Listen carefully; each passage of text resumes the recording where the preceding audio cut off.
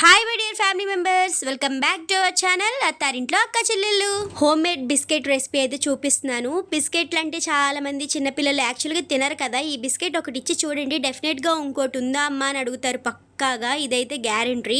మన ఇంటికి ఎవరైనా గెస్ట్స్ వచ్చినప్పుడు ఈ బిస్కెట్స్ చేసి పెట్టామనుకోండి, అస్సలు నంబరు ఇవి మన ఇంట్లో మన చేతులతో చేసామని చెప్పి. అంత టేస్టీగా ఉంటాయి అనమాట. బయట నుంచి తెచ్చిన బిస్కెట్స్ లాగే ఉంటాయి.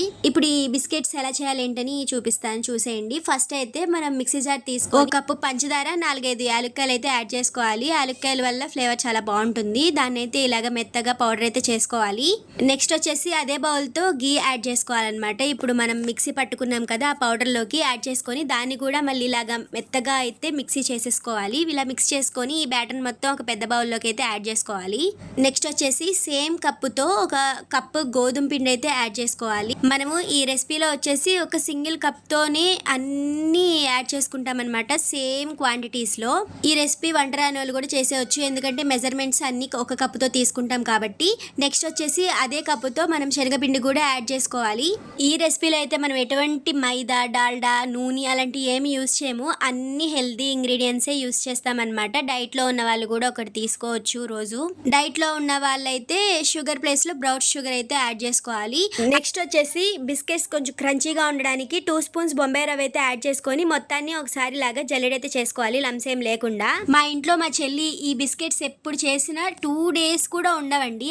నేను చెప్తున్నాను కదా, 2 డేస్ కూడా ఉండవు. మా పిల్లలతో సహా మా ఇంట్లో ఉన్న వాళ్ళందరికీ ఈ బిస్కెట్స్ అంటే చాలా చాలా ఇష్టము. ఈ బిస్కెట్స్ అయితే నోట్లో వేసుకోగానే అలా కరిగిపోతాయి అనమాట. ఇంకా రెసిపీలోకి వచ్చేస్తే ఇలాగ జల్లెడ చేసుకున్న తర్వాత దాంట్లో కొంచెం సాల్ట్ కూడా యాడ్ చేసుకోవాలి. అలాగే దీంట్లో ఒక స్పూన్ వచ్చేసి బేకింగ్ పౌడర్ కూడా యాడ్ చేసుకొని వీటన్నిటిని అయితే బాగా కలుపుకోవాలి.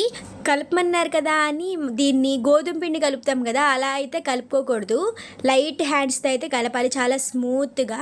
అప్పుడైతే మనకి నేను చూపిస్తాను చూడండి, కలిపేసిన తర్వాత ఎలా వస్తుందో. మనం ఇలా దాన్ని బ్రేక్ చేసినప్పుడు దాంట్లో ఎయిర్ అనేది ఉండాలన్నమాట. ఆ బిస్కెట్స్ అంత మంచిగా సాఫ్ట్గా నోట్లో వేసుకోగానే కరిగిపోయేలా ఉండడానికి ఈ కలపడంలోనే ఉంటుందన్నమాట టెక్నిక్. చూడండి నేను ఎలా కలుపుతున్నాదో అలాగే కలపాలి. సేమ్ ఇలా కలుపుకుంటే సరిపోతుంది. బాగా నలిపేయకూడదు, అలా లైట్ హ్యాండ్స్తో అయితే కలుపుకోవాలన్నమాట పిండిని.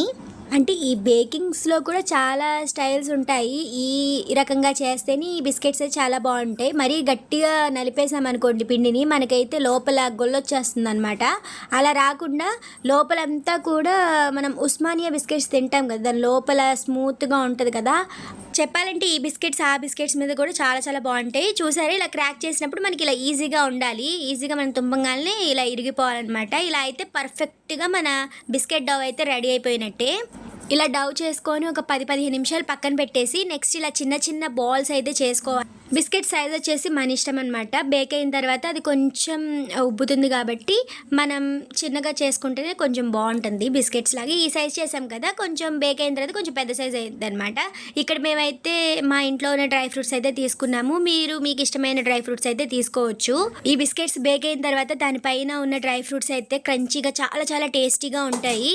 ఇక్కడ మా చెల్లి నేనైతే ఆడతా పడతా అన్ని బిస్కెట్స్ అయితే చేసేసాము. నేను చేయలేదు అనుకోండి, మా చెల్లె చేసింది. ఇంకా నెక్స్ట్ వచ్చేసి దీన్ని మేము ఎయిర్ ఫ్రైలో చేస్తాం. మీరు కావాలనుకుంటే నార్మల్గా కళాయి పెట్టి కూడా చేసుకోవచ్చు, అది ఇంకోసారి చూపిస్తాము. ఇప్పుడు ప్రస్తుతానికి ఎయిర్ ఫ్రైలో అయితే చేస్తున్నాము.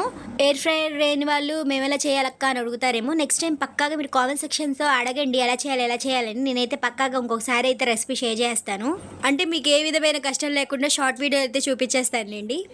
ఎయిర్ ఫ్రైలో ఉన్న వాళ్ళకైతే ఇలాగ దూరంగా పెట్టుకొని ఇక్కడ నేనైతే దీని టైం అయితే ఆన్ చేస్తాను అనమాట. 185 degreesలో బేకింగ్ మోడ్ అయితే సెట్ చేసుకున్నాను అనమాట. 180 degreesలో ఒక 14 to 15 minutes అయితే సెట్ చేసుకున్నాము. మధ్యలో మన బిస్కెట్స్ని ఎలాగో చెక్ చేసుకుంటూ ఉండాలి కాబట్టి. ఇక్కడ మేమైతే ఈ బిస్కెట్స్ ఎక్కువ క్వాంటిటీ కాబట్టి మేము 3 to 4 బ్యాచెస్ అయితే చేసాము. చూసారా ఎంత మంచిగా వచ్చినాయో. మనం వేడిగా ఆరటపడి అలాగే తీసేయకూడదు, దాన్ని కంప్లీట్గా డ్రై అయిపోయిన తర్వాత తీస్తే మనకు బిస్కెట్ అనేది చాలా నీట్గా వస్తుంది అనమాట. అంటే మీరు ఆరాటపడి తీస్తారనట్లేదు, మేము ఆరాటంగా తీసాము. ఆల్రెడీ ఒక బిస్కెట్ అనేది పాడైపోయింది, అందుకే ఈ టిప్ అనుకోండి, అక్క చెప్తుంది కదా వినండి. మేము ఎక్కడైతే ఒక 3 బ్యాచెస్ కింద వేసుకున్నాం అని చెప్పాం కదా, అన్ని బిస్కెట్స్ అయితే బేక్ అయిపోయినాయి. ఇక్కడ సెకండ్ ట్రిప్ అయితే పెట్టాము. ఈ బిస్కెట్స్ అనేది డెఫినెట్గా మీ ఇంటికి ఎవరైనా చుట్టాలు వచ్చినప్పుడు పెట్టండి. ఒక్క బిస్కెట్స్తో మాత్రం ఆపేరు, చక్కగా మనం పెట్టిన బిస్కెట్స్ అన్ని తినేస్తారనమాట. చూసారా, నేను అన్ని ఇలాగా బిస్కెట్స్ అన్ని అయితే అయిపోయినాయి. వీటిని మనం ఎయిర్ టైట్ కంటైనర్లో పెడితే 1 వీక్ వరకు ఏ స్మెల్ రాకుండా చాలా చాలా బాగుంటాయి. డెఫినెట్గా ఈ రెసిపీని అయితే మీరు ఒకసారి ట్రై చేయండి. ట్రై చేసి కామెంట్ సెక్షన్లో నాకైతే పక్కా చెప్పండి ఎలా వచ్చినాయో అని. అలాగే మీకు ఇంకేమైనా రెసిపీస్ తెలిసినట్లయితే నా కామెంట్ సెక్షన్లో కామెంట్ చేసి చెప్పండి. పక్కా ఆ రెసిపీని అయితే ట్రై చేస్తాను. వీడియో నచ్చితే తప్పకుండా లైక్ చేయండి, అలాగే కామెంట్ కూడా చేయండి. Thanks for watching. ఇట్లు మీ అత్తారింట్లో అక్క చెల్లెళ్ళు. Bye bye.